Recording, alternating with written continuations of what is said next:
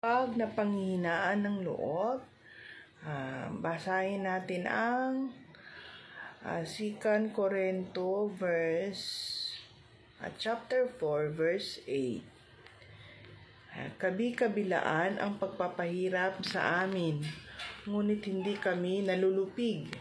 Kung minsay nababagabag, ngunit hindi kami nawawala ng pag-asa. Inuusig kami, ngunit hindi pinababayaan. Napapatumba kami, ngunit hindi lubusang nailulugmok.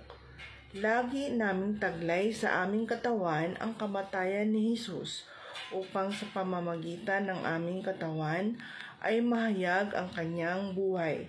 Habang kami nabubuhay, lagi kaming nabibingit sa kamatayan, alang-alang kay Jesus, upang sa aming katawang may kamatayan ay nahayag ang kanyang buhay. Kaya't habang nagwawagi sa amin ang kamatayan, nagwawagi naman sa inyo ang buhay. Sinasabi ng kasulatan, nagsalita ako sapagkat ako'y sumampalataya. Sa ganoon ding diwa ng pananampalataya, nagsasalita kami dahil kami sumasampalataya.